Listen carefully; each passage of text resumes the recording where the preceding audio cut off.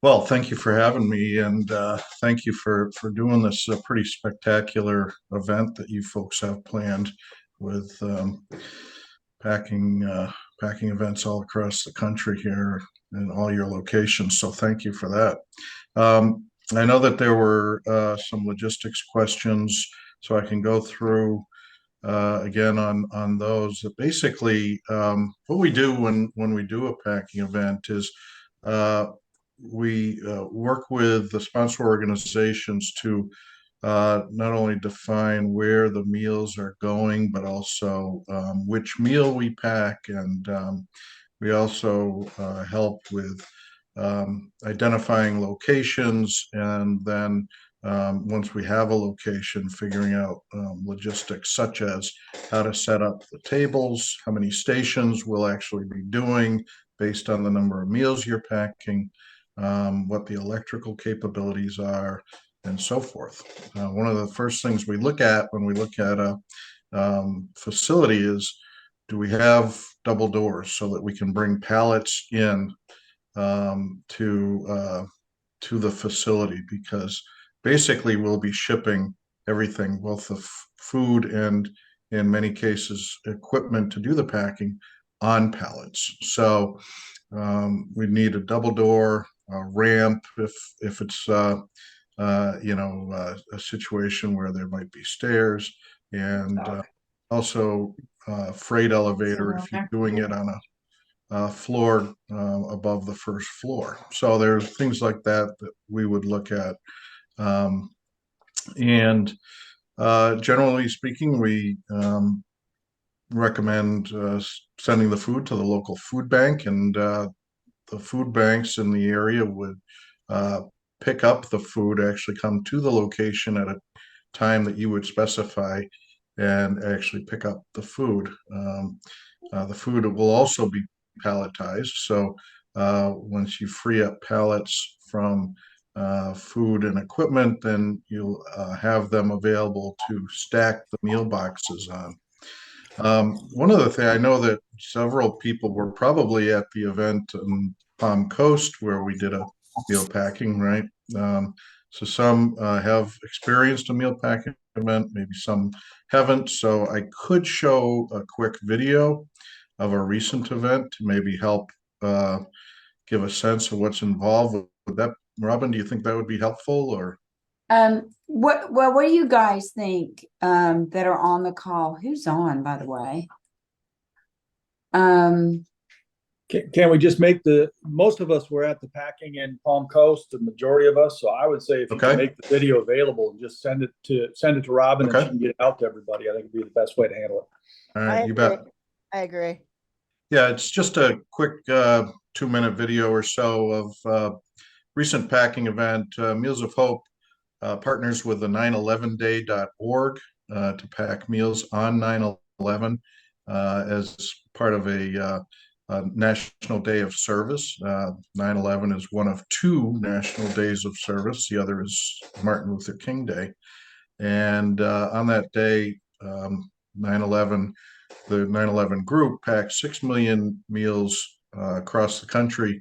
Meals of Hope was involved in 7 different cities, and we accounted for about 2 million of those meals. And in Boston, where I am located, we did 325,000 of those meals.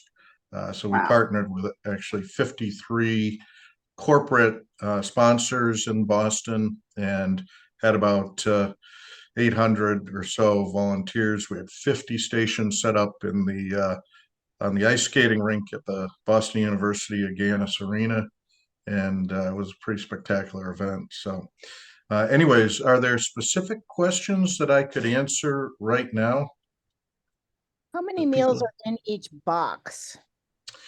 So it depends on the meal, but typically our meals are either 6 or 8 meals to a bag.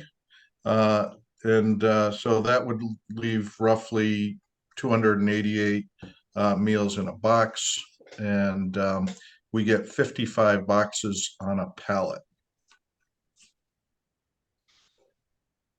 I thought there were a lot, I thought there were a lot of questions surrounding kind of setup and take down. Like so if they're having it, for example, Michael and Abby are doing this at a restaurant, a seller's restaurant. So they would organize with you and can you be pretty specific about when it'll arrive, when the pallets will arrive, Jack? Sure. We can work with each location on when they want the pallets to arrive. One of the things, we're gonna, depending on the number of meals, again, is you could be receiving anywhere from 3 to 5 pallets or maybe more. So and we prefer, if possible, to have that stored indoors, obviously out of the elements and that kind of thing. So we would have them. Shipment arrive either a day or 2 days before your event, depending on what your preference is, in order to ensure that everything made it there. Occasionally the shipper will forget a pallet or lose a pallet of stuff, and we want to make sure we have time to get you up to speed, so we can always do a 24-hour delivery if needed, if anything's missing. Okay. Jack, I assume they'll have like a lift gate in their own, jack to wheel the pallet around. Yeah, so depending on where depending on the destination, basically, if the destination has a loading dock that is semi-height, we might send via semi. If that's not the case, then we would send it in a box truck with a lift, and we would ask them to bring a pallet jack or forklift in order to get it to where it needs to be. Jack, where we're going, they do not have double doors, but they have an extra wide door in the back, around 60 inches. Do you know what the width is of the pallet and the jack to get it in? Yeah, typically the pallets are about 4 feet wide, so you should be okay on a 60-inch door. And the pallet jack does not extend past the pallet? No, Okay. no, Thank you. it's not as wide. Yep. I missed your amount of boxes you said on a pallet there in the beginning. So we stack 55 pallets on 55 boxes on a pallet. So they're five tiers of 11 boxes. So almost 16,000 meals per pallet. Right. Okay.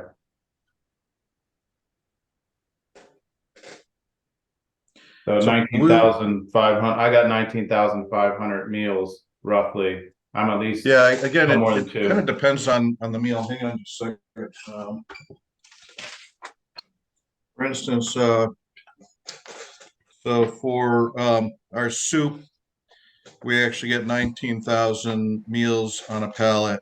For oatmeal, we get 15,840. Other meals, 10 to 11,000. So it depends on the meal.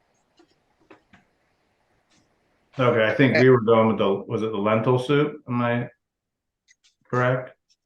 Lentil and rice. The lentil and rice, I think it was. Yes, I'm sorry. Okay. Yeah. That's what I was told. I'm not sure if it's. Okay, so that would be, 36 bags to a box. That would be 11,000. There's 6 meals to a bag on that one. 36 bags per box. That's 11,880 per pallet. So I'd be at least 2 pallets. I'm just trying to figure out room, which there's plenty of room for 2 pallets at 4 feet wide. Sounds like everyone else would at least be 1 or 1.5 pallets. Yeah, you're the biggest one. So for sure, you're the biggest group, Justin. So everybody else is probably going to be 1 pallet. Okay, thank you. That was my next question. Is it pretty much 1 pallet for the average territory that we need space for? Yeah, so 1 pallet would be the 55 boxes. 11,880. Okay. 55 boxes it was. Jack, after we're done packing, how soon can the pallet be picked up? Depends on the day and the local food bank or pantry, if you choose to send directly to a pantry, typically they'll come and pick up pretty much any day of the week, although some don't work weekends. Some will work a weekend if you ask them to. Excuse me a minute. Generally say, a lot of events are done on Saturdays, so they will, arrange a Saturday pickup. So we can choose. I've had we can choose a situations local- where they wanted to wait until Monday morning. So you can choose a local place like in Kansas City, Harvesters.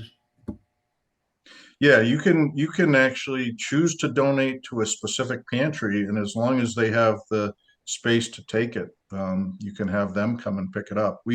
When we did this event in Boston, we worked with the Greater Boston Food Bank, but they actually arranged for 3 different large pantry organizations to pick up. So, we packed on a Monday. They could have had food on plates by Wednesday, which is one of the nice things about going direct to a pantry.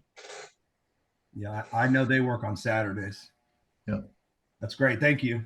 And we can help in each area if you'd like help, identifying either a food bank or a pantry to donate to.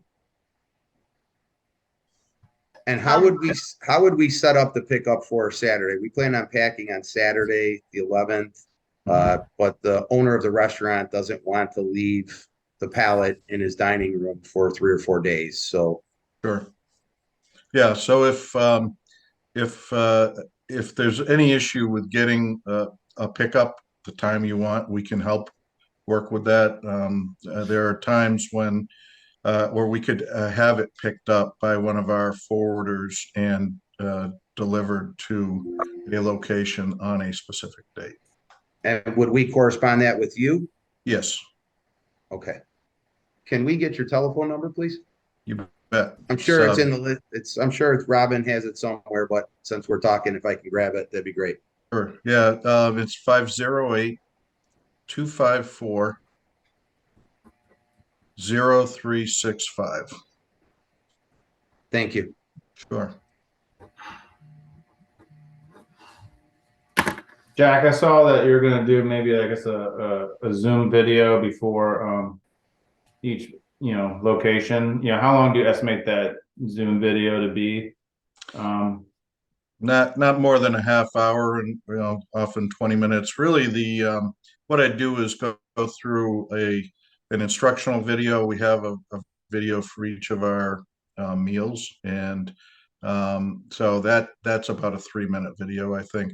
Honestly, the learning curve for the stuff is pretty flat for those of you who participated in Florida. Right. It's it's a simple process, fortunately. And what I would spend some time doing is talking about the setup, and we will provide a diagram of how we prefer to set up the equipment.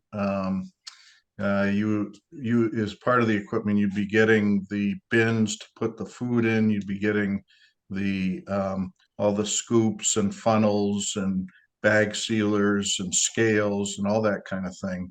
Will that be a And second pallet? Yes, that'll be on a separate pallet. And when you're done, you'll just repalletize it.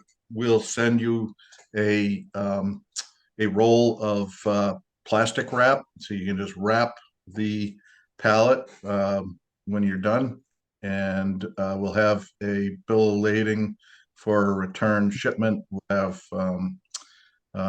that picked up when you tell us to. So if you want it gone that same day, we'll have somebody there that day to pick it up. Okay, because I'm sending out a flyer to get people signed up, and I'm just trying to estimate, the appropriate time to tell folks. Is sometimes you tell donation people, if you tell them 2 hours and you're there 3 hours, sometimes they're throwing, you get those few people to throw a fit like, oh, I can only stay 2 hours and I'm already 4,000 meals short. So, I mean, for 19,500 meals, I estimated with you talking and packing the meal, approximate time of 3 hours. Would you agree? Well, it depends on how many volunteers you have and how much, how many stations. So we can work through all that, but figure each station can do about 4 to 5,000 meals in that 2 hour time period. So, Okay. yeah. And if honestly, if you don't, we really recommend you keep it to the 2 hours. So if you have extra at the end, you can either send those extra ingredients back to us with the equipment, or you can offer that to the food bank or the food pantry if they could use those ingredients. Everybody could throw lentils or rice or what have you into a dish. So that's always an option too. But yeah, we definitely don't recommend you going over 2 hours because it'll start feeling like work, and we want it to be a fun experience and rewarding. We don't want it to be a negative experience. In terms of like bringing things there to help set it up, that made me think of it. Like if you've got a loud sound system, it would be a good idea to play music. Like people like that, have a fun playlist. Jack did that, and I mean that was fun. People kind of jamming out as they were, packing the things. And then also, if you're going to show a video, Jack, it's a video, right? You may want to be able to project that PowerPoint up onto a screen or a wall or something. And a lot of phones will just do it now. We'll just cast to a wall like an iPhone or something. And Brittany, I know we have a projector somewhere at We Sell Restaurants if you need it in Flagler. Yeah. Good, If you're good doing point. that at a church, they generally have these kinds of things anyway. Yeah. And it also helps. I mean, if room is small, you can always just use a loud voice, but it helps to give updates to people, to say, hey, we've got 5,000 meals done. Let's keep going, that kind of thing. People usually whoop it up a bit and have fun with it. But honestly, the training video could be just used in advance of the event to say train 2 or 3 people on how to do it, and then they can then train the people at your event, so you don't need to cast a video at that time. That's an option, and I will go through that with you and provide that video if you want to have it at your event. But if you want to schedule it where you have 2 or 3 what we call team captains or the table captains, you can train them on that. Then all of you can just train your own table on how to pack. And that's a great idea. So Justin, like Yeah, I think that's better. Sally and Laura, you have enough people in your Right. practice to all be leads, and the groups that are working together, like Abby, you and Michael and Don and Dave Whitmire, like there's enough of you could all be the leads. And Jack, do you have, for the people who are struggling to find either a place to do it in or a place to do it in or volunteers, do you have any suggestions? I think Charleston was struggling to find a place, right? Yeah, Yes. absolutely. So first of all, in terms of locations, high school cafeterias or gyms are great locations. Oftentimes a church will allow like a fellowship hall or something like that. And sometimes like a community college or what have you. And most of those places will have tables that you'll need for setting up these stations. Typically what we use per station is 2 either 6-foot or 8-foot sort of banquet tables, the folding tables, 3 feet wide or so. So a station is about 3 feet wide by 12 or 18 feet long. And so, finding a place like that will, in our experience, if you're doing this for charity, they won't charge you a rental fee. They might charge you just for like a janitorial fee get cleaned up and stuff afterwards. But those are the best locations. And in terms of finding volunteers, the United Way in your area will have a list of people that have expressed interest in volunteering for any kind of community service projects, but also school groups. A lot of schools have a community service requirement, so getting in high school kids, college kids, Boy Scouts, Girl Scouts, any one of those groups, all good opportunities. Church youth groups, all great opportunities to involve the community.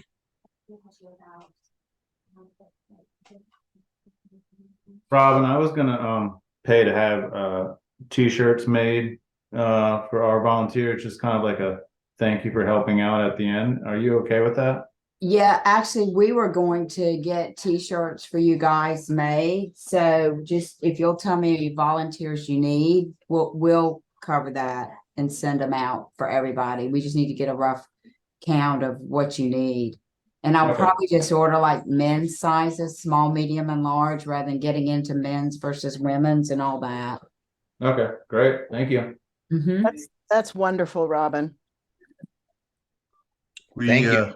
We had 50 people from Delta Airlines at our Boston event. They all had matching shirts. They got a team picture and they were dancing in the aisles. You'll see it in the video, actually. That's it was a lot of great. fun. I would probably suggest is sometimes you have volunteers that have to leave early or this or that, mostly at the end, but each area probably get a team photo before they start to use for whatever. We'll give it to Abby and Michael and they could put it out and post for us in some kind of slideshow. Yeah, often people I like that idea. people like to pose in front of the stacks of boxes. That's always a good backdrop. Or if you had some kind of We Sell Restaurants logo or something like that. But that's a great idea. Yeah. And you prepare the things on the labels on the boxes. They're going to say that these are offered by We Sell Restaurants and have our logo on them. Correct. Yeah, and we can do the special logo that you had for the harness giving Okay. if you want to do that, and we Yeah. can do it in color or black and white. So just if we're doing color, we just need a couple weeks in advance to get that done. And it will say something to the effect of these meals packed generously by We Sell Restaurants, the logo, and then there's always a lot number and a date code on all of our bags for lot traceability purposes in case of any kind of recall, and also for the shelf life management is for the date code. All of our meals are basically 2 years shelf stable, which is part of what food banks and food pantries love about them. They're also designed to the American palate, so we're the only meal packing organization that focuses on keeping the food in the U.S. All others focus on sending offshore, which there's great need, but there's great need right here at home. So I did 35,000 meals of our beans and rice at a school in New Hampshire. And a week later, I was at the same food bank bringing some macaroni and cheese, and the operations director asked me if I could get any more of the beans and rice because it was all gone. 35,000 meals a week later. So there is a lot of need for this stuff, food. I'll also provide some statistics for each area that you can help to share with your volunteers, talking about food and insecurity and hunger in your areas. It's always helpful. It's helpful to educate folks on that. Feeding America estimated that 49 million people sought some form of food program last year. And the demand on food pantries just continues to rise post-COVID and now with inflation. It's people that never went to a food pantry before are using food pantries. Yeah, Yeah, that's and- great data. And if you can get us any of that in advance, Jack, our PR Sure. firm is Fishman PR, and they're going to be building out talking points for each one of the franchisees in their Okay. market. And so some of this will be kind of overall talking Yeah. points, and then because we're going to try to get the media into every location. Great. Yeah, we can absolutely get talking points for each location to you. And I'll see Zach next week at the Springboard. Oh, you're So, going to Springboard? yeah, so I can talk to him about that too. Perfect. Yeah.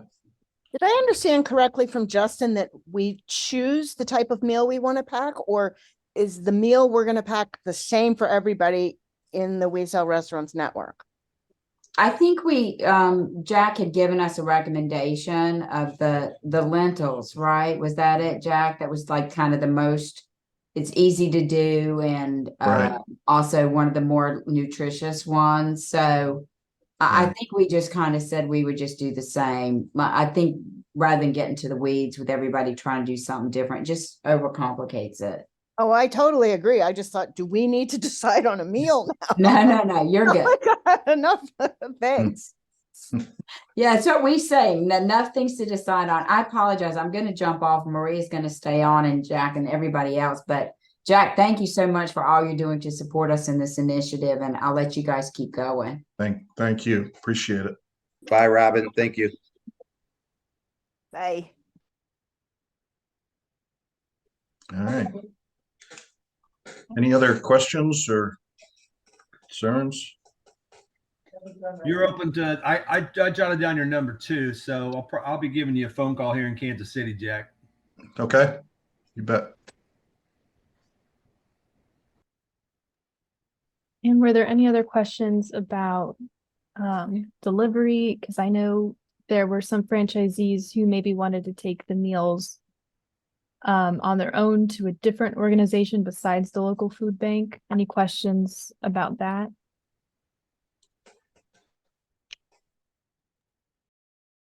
No? Okay. Not yet. But like I said, I'm gonna call Harvesters here in KC and see if I think they'd be a great partner. Worked with them before, so and then I'll call you up, Jack. Okay. The other, by the way, the other source for volunteers could be your local food bank or your food pantry. They may well have people that have already offered to help out in any way. And you know, a lot of food pantries have people that volunteer, and so I'm sure that would be another good source for help. We're doing the second harvest food bank in Charlotte, and they asked me how many pallets, and they'll gladly pick it up on a weekday. And I think they're in most cities, if I understand correctly. Well, so Second Harvest is a great partner of ours. We actually buy from Second. So we buy from them out of the Nashville area facility. But yeah, they're a great partner of ours.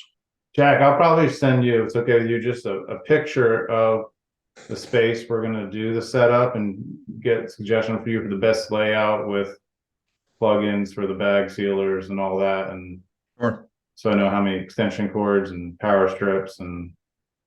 Yep. Yeah, We're happy to do that. If you can send pictures and maybe some rough estimates, you maybe pace it off what, the dimensions are, that would be really helpful too. And we'll be happy to help anybody, any group with that. If you can highlight sort of where the outlets are as well. And I can provide sort of electric current draws for each of these sealers. Now they're not all going at once, but I don't think that any particular room is going to have a problem because you're most likely only going to be using 8 to 10 sealers, so shouldn't be an issue anywhere. Just a totally side question, not to bring it up if it would or would not happen, but do we have to have any kind of legal forms or waivers signed with the facility or people or anything in any way that you recommend? No, but if there's any concerns that you have, we can certainly help provide those. One of the things, if you are using either Boy Scouts or high school kids that need service hours, you might be prepared to just sign a form that they have. But generally speaking, we are AIB certified for, food safety and handling, which obviously all of you folks must be as well, I suppose, or you'll be working with groups that are. So, no, we haven't required any kind of legal waivers or anything like that. Okay, thank you. Sure. Great. Thank you, Jack. Thanks again for having me. Appreciate Thanks, it. Jack. You. Bye-bye. So have a great weekend. Bye, everyone. Bye-bye.